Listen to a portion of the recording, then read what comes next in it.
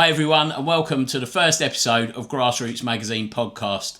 We're going to talk about local football in Essex and surrounding areas. This is Rich to my left hand side, and then we've got Simon, we've got Ross, and I'm Andy. We're just missing Piers tonight, but hopefully he'll be in the next episode.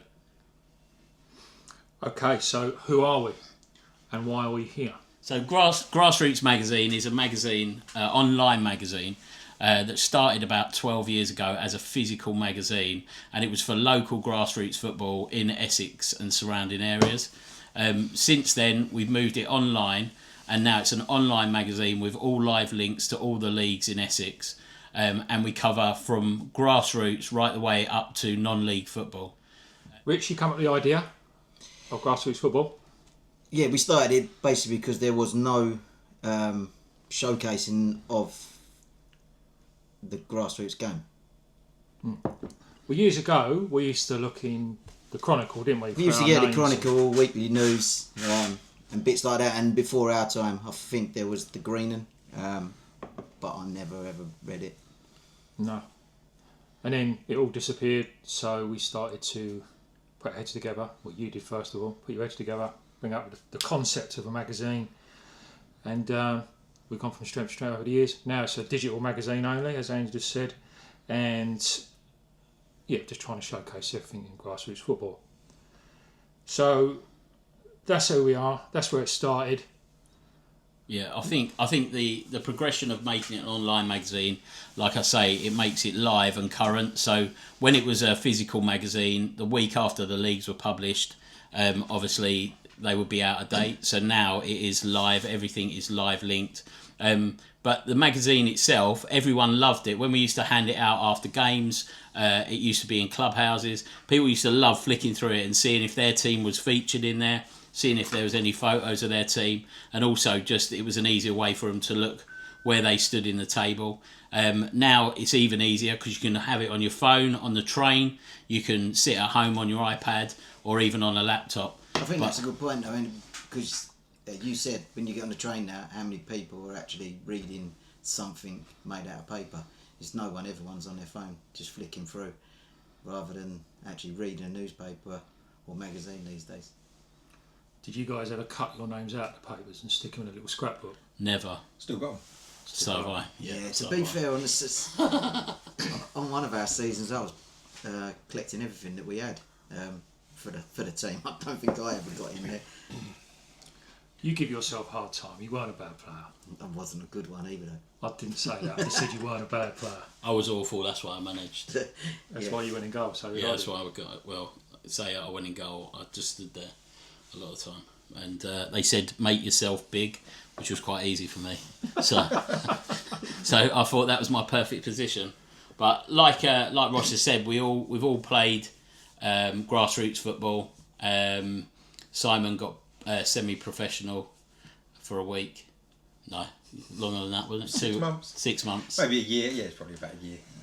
But we've all played football. Actually, we were in rival teams, so these three were in a team that were my team's biggest rivals, and but we had some really good games against each other, and that's all we're going to talk about on that one, because otherwise they'll mention the cup final. We were robbed, but yeah, we'll move on from that quite swiftly. Talking about being robbed in the cup final, Andy, let's go over the tactics from the two managers. Yeah, we'll leave that one, shall we?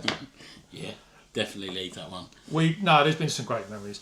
Si and I have played for years and years. From day one, we played together.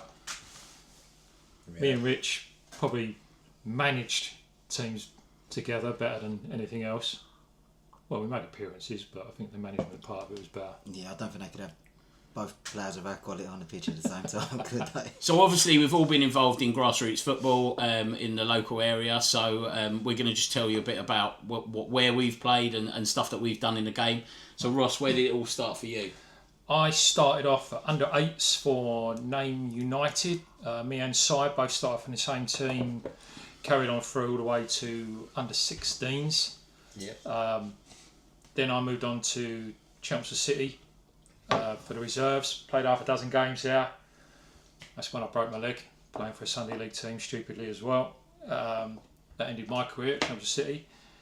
Then from there, went on the pub circuit, and we had Chelmer Wanderers, we had Zaba FC was another pub team. That's where me and Rich joined up as co-managers. Can we call ourselves co-managers, or is it just co-people? I think we can. I think we, well, pretty much I looked after the team when you had an accident, and that's how we both ended up doing it. And then that was my playing career ended as such. Went to do a few managing roles, and finished in my mid to late 20s, I think. Had to retire from everything for both being rubbish and injuries. But yeah, that's just a brief detail of my history in football. What about yourselves? I was a bit different. I didn't get into the game till very late. I was into skateboarding instead of. Was you good at that? No, I don't think so. But yeah, it was. No, I can imagine you was probably quite good at that, Rich. Yeah, we done a bit of skateboarding, and then He was climbing on the board with a Yeah, getting on it. we. Sorry. I went from there. I went and played for the Cubs. That's how I got into football. And then it was different back then. Like now, if you want to get into a team, there's a team that will take you, and if there's no space at a club, they will basically open up another team just to get those excess players in. Back then, it wasn't like that. There was one team every age group in every club. Yeah. So if you didn't start till late, you were never getting into any local clubs really. So I did a bit for the school, B team and bits like that. Never the A team unless everybody was missing. And then after that, then it was straight to the pub circuit for me. So Old Victorians, and then Rising Sun, all those sort of pub ones. When we got to Gem Wanderers, that was an actual, not associated as a pub team. It was more of a club, but yeah, that was very late. There's a couple of teams in the end, weren't there? Was there a couple of teams? We ended up expanding it to add a reserve side. Yeah. That was probably just to accommodate me. Get me some games on. That kid with the skateboard, let's let him play. Yeah. They were good to Chelsea Wanderers, I would say. That's my best times. It was one of our favourite times playing football, where we had more of a laugh than anything else. That's what it was for me. It was always a social for me. I was never trying to get to the top. I wasn't bothered about the medals and bits like that. It was the mates, Well, it just proves that having a laugh, you can win things having a laugh, and we did as a group of mates. 100%. And all right, we had some rivals. Out of order. We're not going to talk about We that. done five-a-side, Riverside, didn't we? Five-a-side. Sunday night. Loads. I think I used to and play loads. football on a Saturday afternoon, Sunday mornings, Sunday nights, Sunday afternoons. We This was played when I 4 was at times a Gallywood week. and at Chelmer, and then at Riverside. We used to do Riverside Saturday nights, didn't we? And you forget, when we was at school, every night on the school field against the bomb shelters, we'd be playing. Yeah. So football was our lives as youngsters, really. The amount I played, I never seemed to get any better. But do you see it anymore? Do you see kids over parks playing football No, after school? You do, not as many though. Yeah. I don't think. And not in the, like, we used to play out in the road, like jumpers for goalposts and stuff like that. And I think, like, some of the sort of stuff you'd learn was, you know, staying on your feet, because you couldn't go over on concrete because you'd be going in before the lights had gone off. So you'd sort of try and stay on your feet and stuff like that. And I think, you know, like when you made a tackle, you had to make sure you made the tackle, because otherwise you were going to hurt yourself because you were playing on concrete. So I think that sort of part of it's changed, and you know, I think just in general, like, that's changed, because I was the same. I started at 7 years old for Rayleigh Boys. It was at the time. That's now Rayleigh Town, I think, but Rayleigh Boys at the time. I remember turning up for my first game, and the guy asking me where my shin pads was. And I was like, oh, I haven't got shin pads. And he was like, well, the referee won't let you play. So I was like, oh, brilliant, I'm not going to... He went, don't, wait there. And he went to his car and got a racing post. And he ripped 4 pages out of the racing post and made a pair of shin pads out of the racing post. And that's what I played my first game. But that's the love of the game. Yeah, You do things like that. So Galloped around for the just rest of galloped around, didn't really touch the ball. And then, it's more like I found after 8s after that. And then that's when they put me in goal. But yeah, no. So I played And like, you know, I played with some really good players, some players that have gone on. Like, I played with Neil Harris. I don't know if I've ever told No, you. you've never, Never said that one. Just so everyone knows, Andy played with Neil Harris. Okay. But there were some really good guys in the team, and then I got to about, must have been about 9 or 10, and I just fell out of love with it, and I just stopped playing, started going fishing and stuff like that with my dad, and then it was probably when I went to senior school, started to pick it up again, and a lot of my mates played, and so I went in the school B team, and I used to play for the scouts, and so playing like that. But that was it really, and then and I think the problem is in those younger days is when you learn you learn a lot. So I was kind of always on catch up. So I was always pretty rubbish, but I just enjoyed it. I just loved getting out there, and then I played in goal, and then started going into management. So I managed an adult team, Seabright's Barn, shout out, and yeah, we had a really good time, and we were quite successful. We were a young team in a pub league, so we won the league and we won the cup. The year we lost the cup, we won the league though, so it was harder, you know, a lot harder than just one game. But yeah, so it was really good times, and I did that for 12 years, and then thought that was it. And then my daughter started playing, and I started managing a boys team, and she was the only girl in the boys team. And then at 14, she decided to go into a girls team, so I handed the club over to somebody else, and they took my team on. And then I thought, finally I can just be a parent watching and enjoying. And then my little 10-year-old decided to start playing, and then the manager dropped out, so I've helped coach that. But I think she's not enjoying it as much, so I think she wants to take a break this year, so I can just be a parent again, which is nice, just to watch that and go and watch some other games. And yeah, so that's where. Do you know what I think? Just thinking about it, I think the biggest change in football from us as kids, we always played 11-a-side football. We never had the 7 or 9-a-side, did we? Never 5, 7. Yeah, it was 11 from day one, wasn't it? It's now. I think they're introducing 3-a-side. Yeah, 3v3. Yeah. Start off. That's why I think there's a big, massive transition in football. I say you had 15, I don't know, you had 12, 13, 14 players. 11 players were always going to play. Now you have squads, 5-a-side teams with squads of 10. Yeah. And that's where I think sometimes, I think that's going to be a bit of an issue and a problem with football. I also think, like, when we were kids, you didn't really, like, there wasn't like many people in your school that said, when I'm older I'm going to be a professional footballer. It was like you kind of became a professional footballer because you were good at football. Obviously there were some people that their dads had schooled them into being professional footballers, but at the time it was like, actually, if you're good enough, you'll make it to be a professional footballer. Now, I think because of the money involved and the cars and the, you know, like, the kids see that, they're like, from day one, I want to be a footballer. It's like their goal.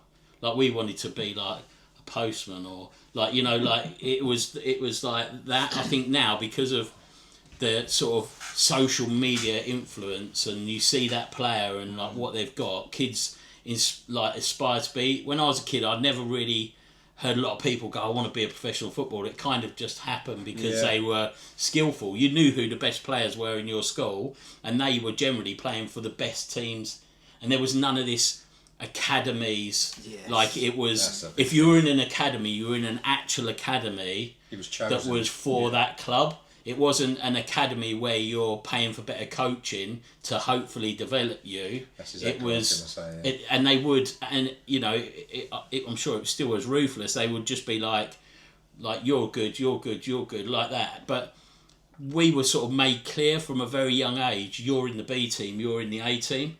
So it was the A team kids that were going to be those ones that went on to play in those teams. Where I think now there's a lot of this academy stuff, and I think I don't think there's anything wrong with the academies, because what it's giving you is better coaching more times a week. So even your average player, so in theory, grassroots football should get to a better standard because of it.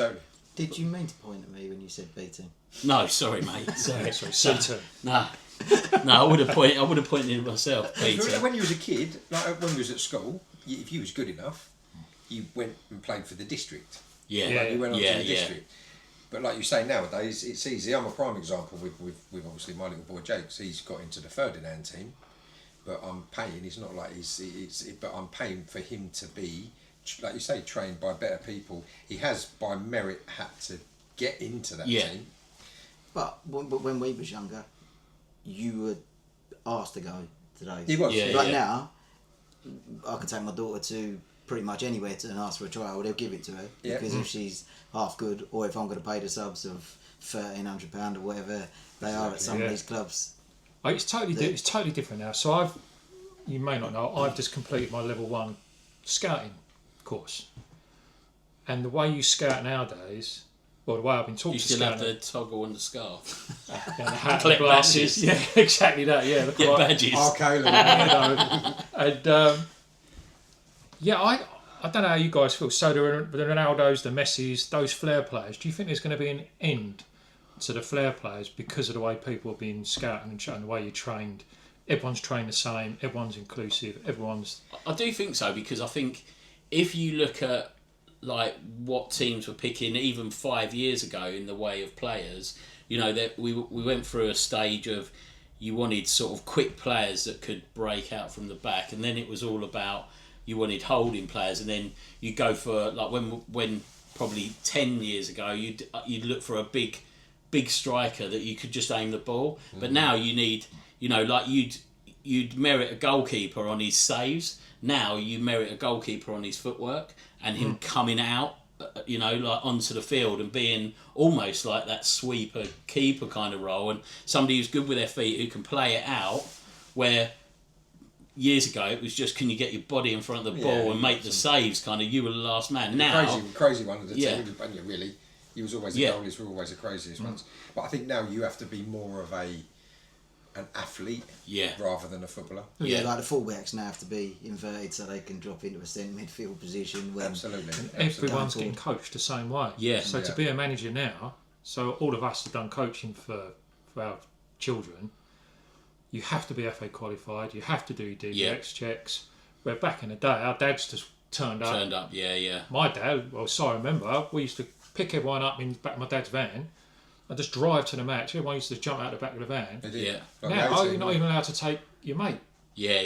You have to be. Yeah. And rightfully, because it stops all the bad things happening in football. That's only because the world we're living in is mental. It's the world, exactly that, and it is so different now. Yeah, but I do think, but I think it evolves. I think because you know, like you had the sort of Arsene Wenger and Mourinho days of the style they played. Then you had like Pep. Now you've got a new kind of breed of football, and it will just keep coming round. And eventually, you know, you will have a big striker again, and we'll bypass and stuff like this. The worst thing. I know he's a pucker manager, but it's the worst thing I think he's brought into football, because football's boring. Do you think he's changed where he's been so successful? He's changed it by his way of doing it. I'll not say it's boring, but it's it just seems like everyone's too. It's all pretty football, like tackling. So I think in a couple of years' time, football will be like touch football. Yeah, won't be able to tackle because it's just all that game and hardness of the game is gone. I'm not saying Pep's the problem, but it's very dilly-dally football. It's made it boring. I think it's brilliant though when you go over to local parks. And I don't know if you remember last season, Arsenal were doing this corner routine where everyone was loading up at the back post, and then they're all trying. You're going over and seeing like 7 or 8 year olds doing the same. I do think like also you've got like such different managers, and then you've got such a difference in the leagues, because obviously Premiership's got VAR, which makes it a completely different game for Championship. And a lot of people are now saying they prefer the Championship because it hasn't got that stop-startedness, because it's becoming very much like American sports, you know, where it stops, and we're not used to that. So it's it's making it a very sort of different game. And, you know, like, I think it evolves. And to Rich's point, that bit around fitness and like that these are athletes now, I think you can really see that in women's football now.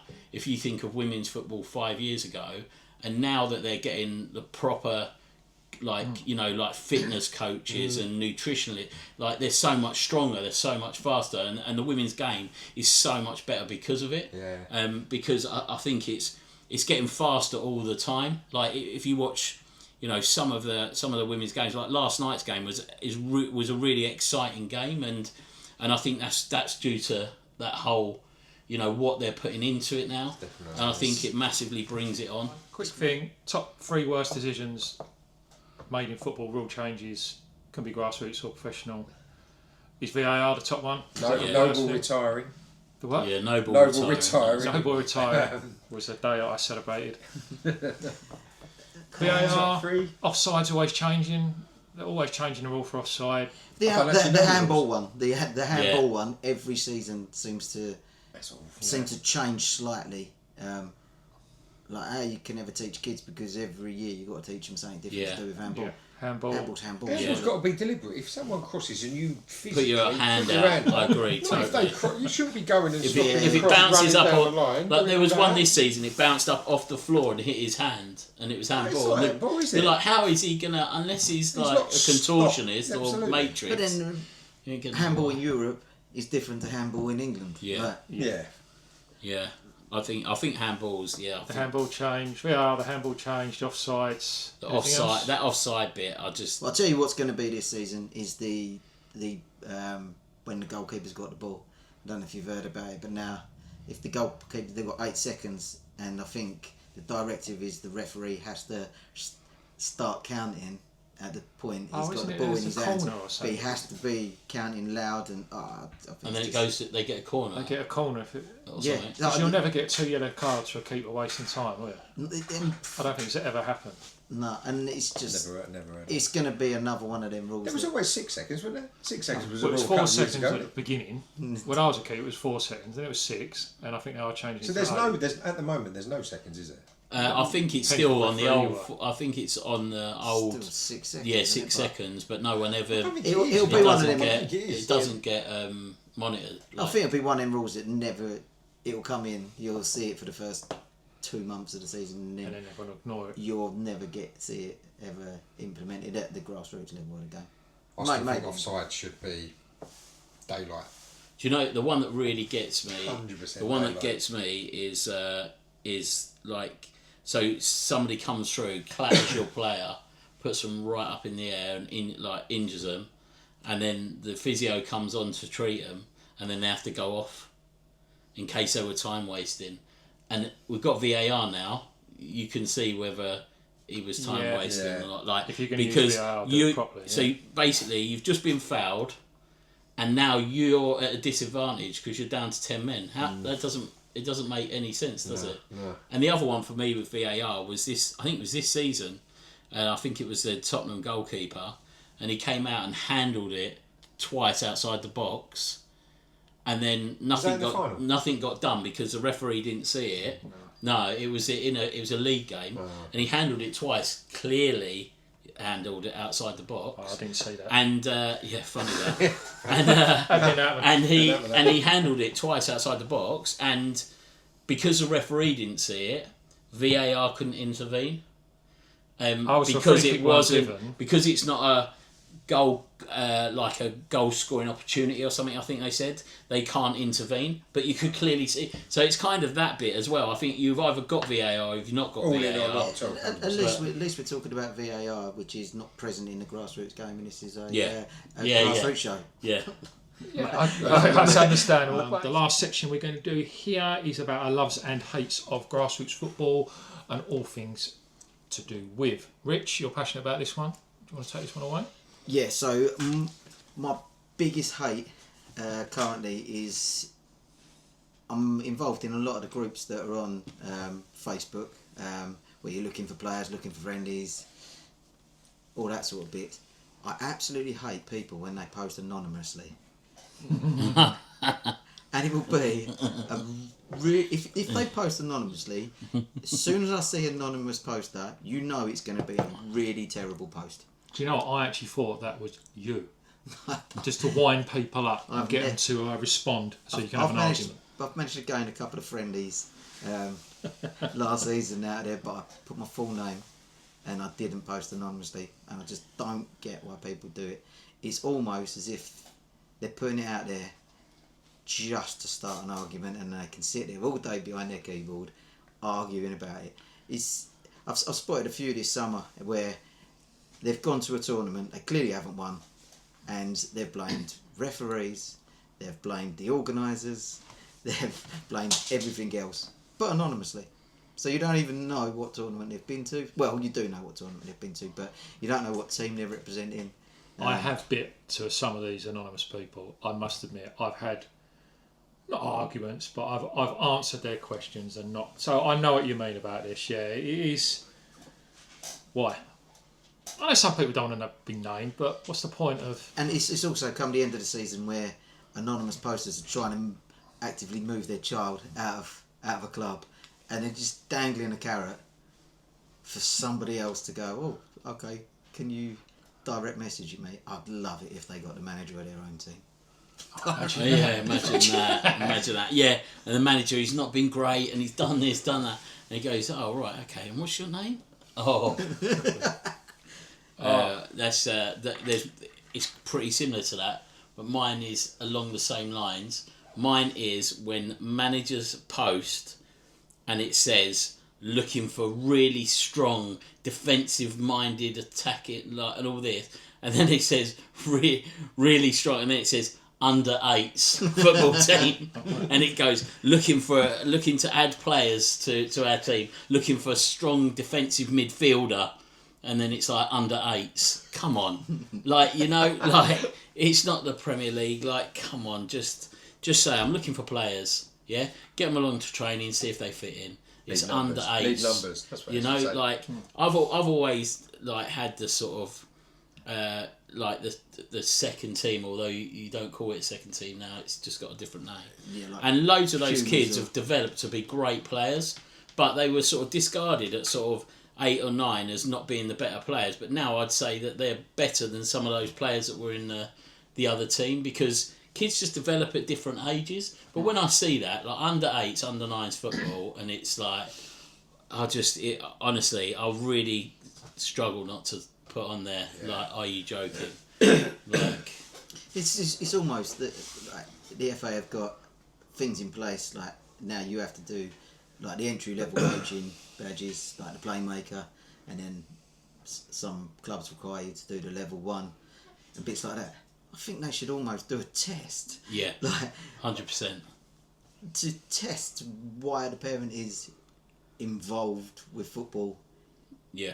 It itself, like, I just sometimes like the mentality of some people that are posting on Facebook looking for the next Thierry Henry out of under 7s. Yeah, under 7s in the Blackwater and Dengie is. So one thing we was asked to do and made sure we do was everyone gets equal minutes. Yeah, right. That's a difficult one. I think it's impossible. I've tried it with my girls. The thing that I find impossible is if it's unfair on the girls that want to play to the girls that don't want to play. But what I mean is, if there's a girl that's just there for a social and don't really want to play, but I still got to give her equal minutes to the girl that's there who wants to play, who's passionate about winning.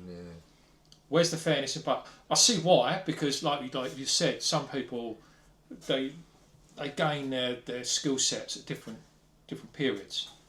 So how do you do it the right way? Is there a right way? I think up until certain ages, I think when they're young, I think you should do equal game time, and because people say to me, I don't play him as much because he's not as good. Boy, he's not going to be good because he's not getting game time.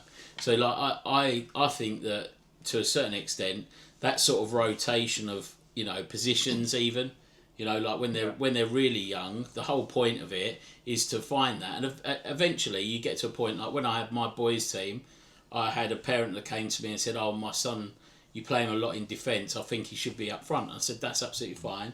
Today I'll put them up front and just watch for me," and he just fell back because he's naturally a defensive player, and eventually you find those positions. But the only way you're going to find those positions is by letting them move around, but like I say, giving them equal game time, because eventually, if it's not for them, they will fall out of love with it. Yeah. Most of the time, and kids get to an age where they're not silly. They see that they're not as good as this person, not as good as this person, and it kind of just sort of naturally evolves. But I think you've got to try as much as you can to do that, and the rotation.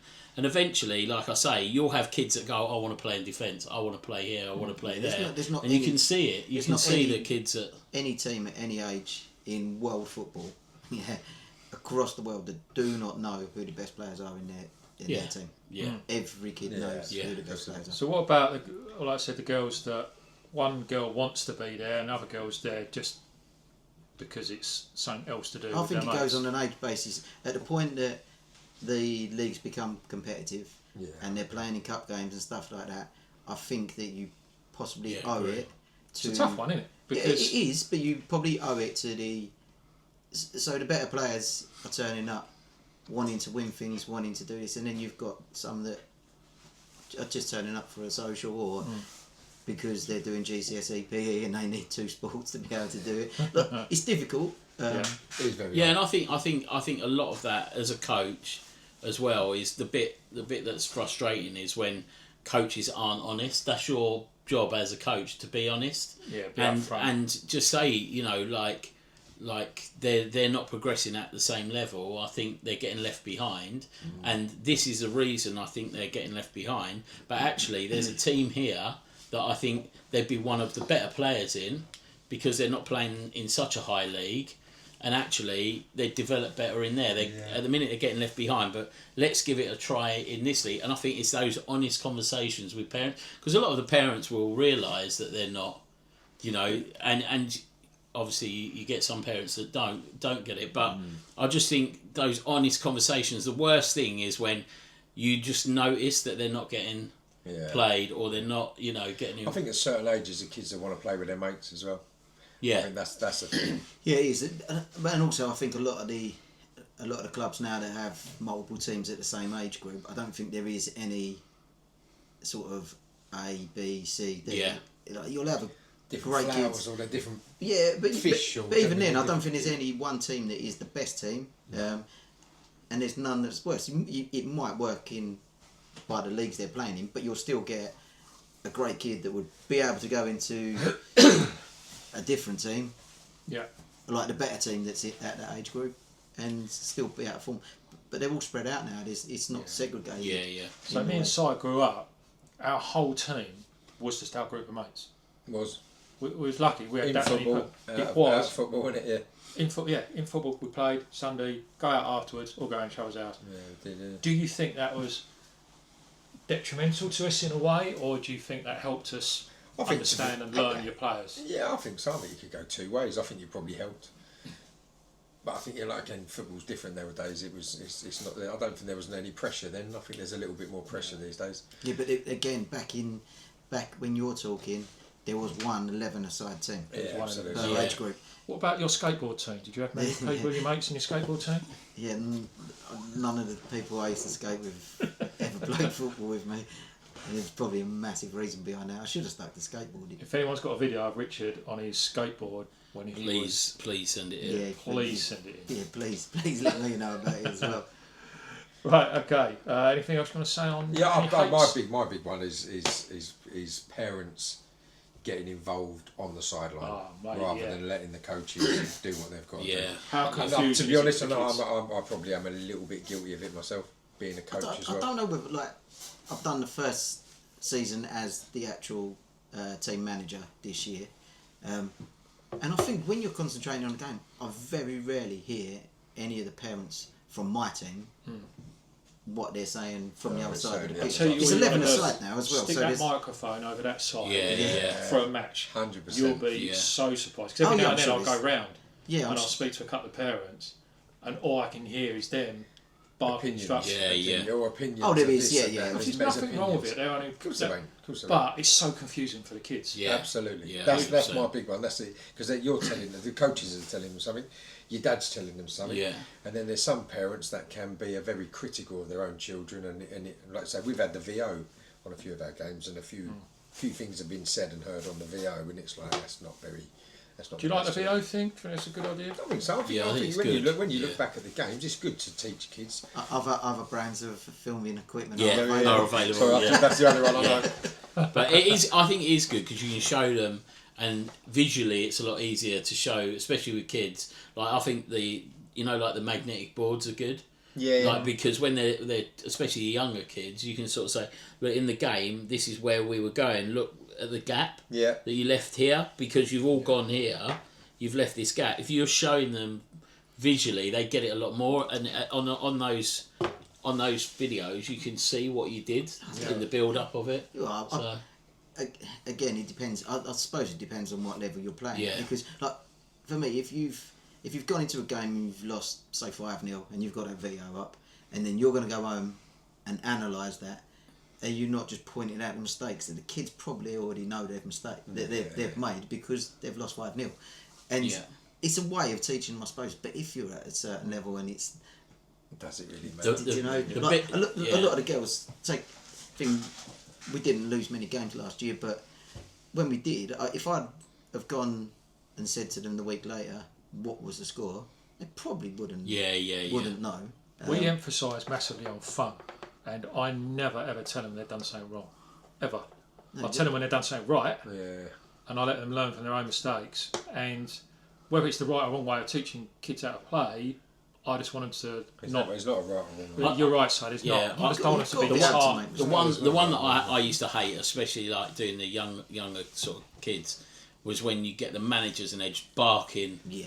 this and that. Like I shout to my players, communicate with my players, but a lot of it is encouraging, like well done, that was great, blah blah blah. But you get managers standing on the sideline next to me. Like I used to manage on my own, so it was just me. But I'd turn around sometimes and there'd be four, and one would have a clipboard and he's like doing assists and how many things, and they'd go through it at half time, and I'm like, these kids are under 8 or under 9, Yeah. like what? Yeah, And well, they're laugh. barking, and one of them's barking, right, shoot, hold the ball, can't pass the ball, and all this. And I much prefer it when you sort of sit back, watch it, and then at half time say, you know, when you release that, you could have probably held it a little bit longer, and then Yeah. they go, oh right, yeah, I thought that at the time, but let them learn, because otherwise you just get 11 robots. Yeah. And a lot of that is like, you get a lot of like managers that are parents that, you know, they've played at a high level in grassroots and they're trying to relive it through the kid. Reliving their And dream. yeah, and it's a Yeah. bit like,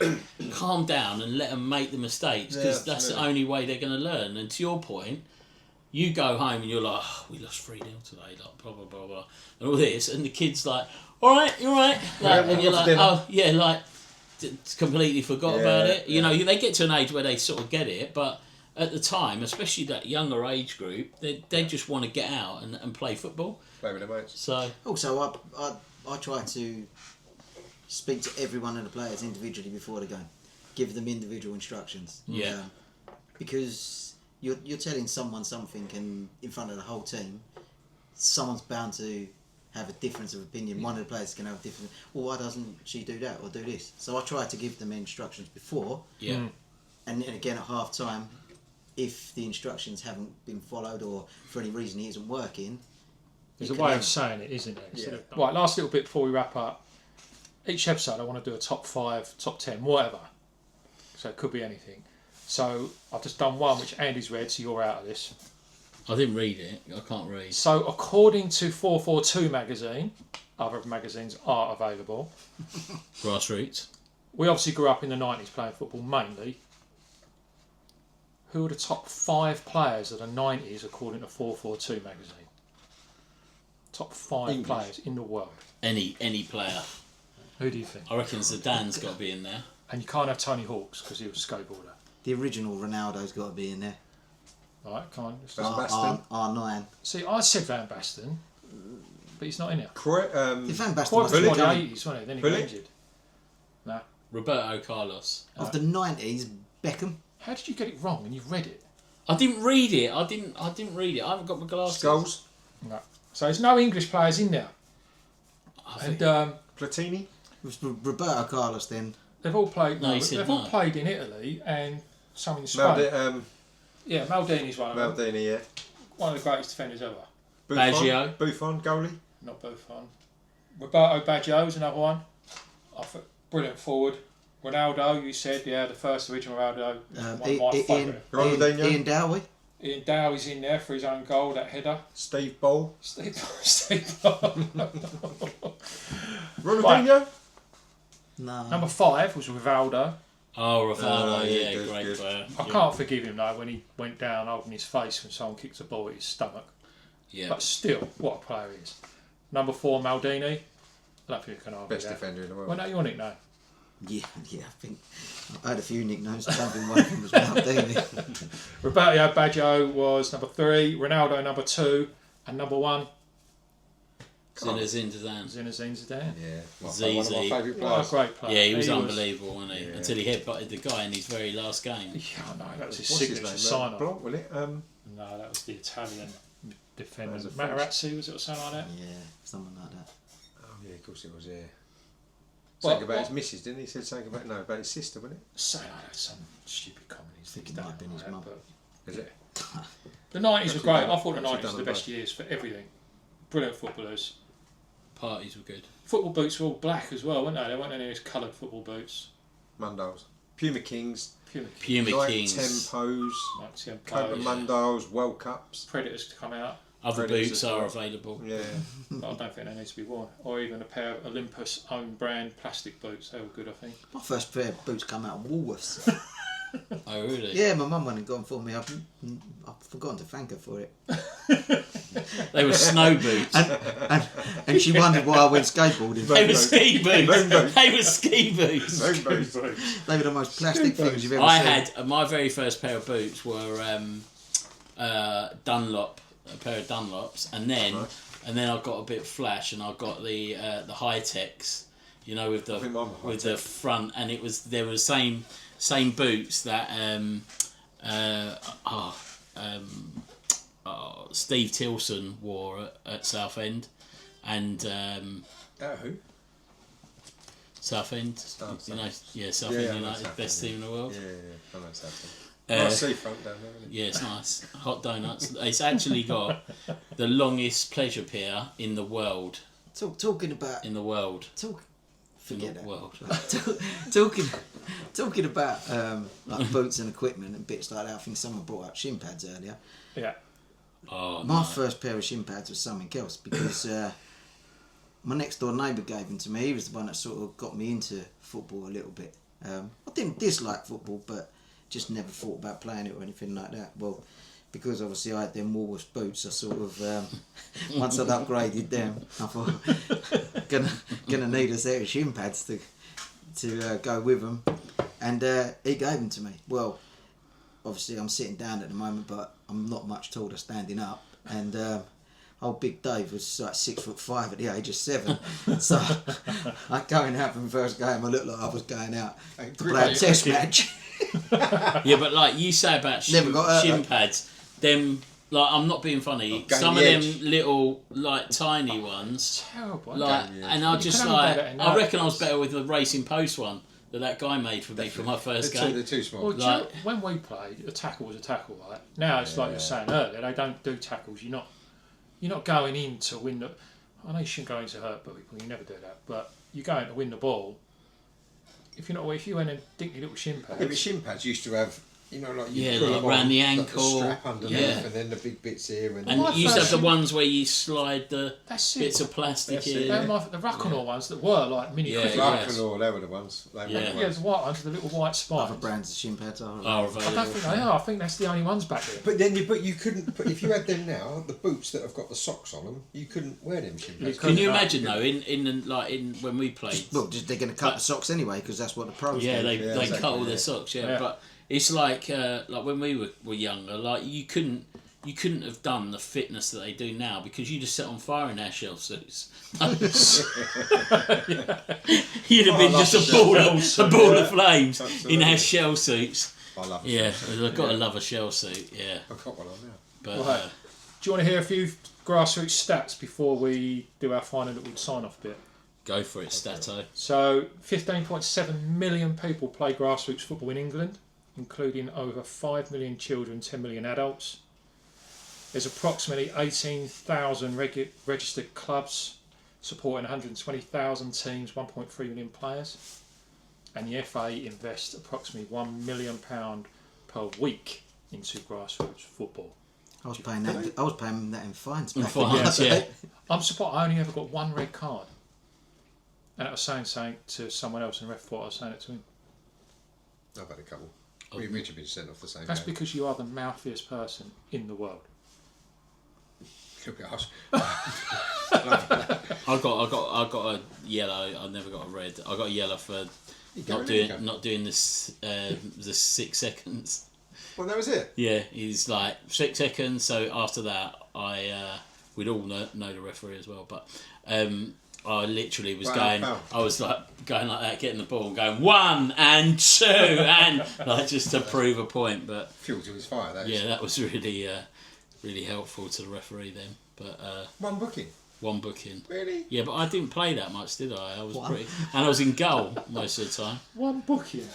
Oh mate, it's a good achievement. To be fair, it's a good achievement. It is. Yeah. It wasn't that I was dirty. It was a little bit. I just didn't like the 15 quid. I was so bloody slow that I had to trip them up if they got past me. See, I never had that. I never had that issue. Obviously, I was built for speed. But in goal, like you've got to do something quite bad to get a yellow card, didn't you? Like you've really got to take somebody. Like I've taken like people out before, but like not in that malicious way. Not malicious, yeah. So they get maybe a penalty would be the punishment rather than me getting a yellow card. So I gave away 374 penalties. I only ever got one yellow card. I nearly got a yellow card because I took an energy drink. I won't say what brand it was, but like everyone was at the time, they were really big and everyone was having an energy drink. And I was playing on pitch that day, and I had this energy drink, thinking, "Yeah, this is going to be the one." I lasted about 10 minutes before I was taken off because I was just so hyper that I was just everywhere and like really going to get myself sent off. But so. All right. Is that everything? I think so. The only thing that I've got to add to this is for our next podcast, we were going to ask you for a favour. So we'd like you to come up with the best nicknames that you had in your grassroots team.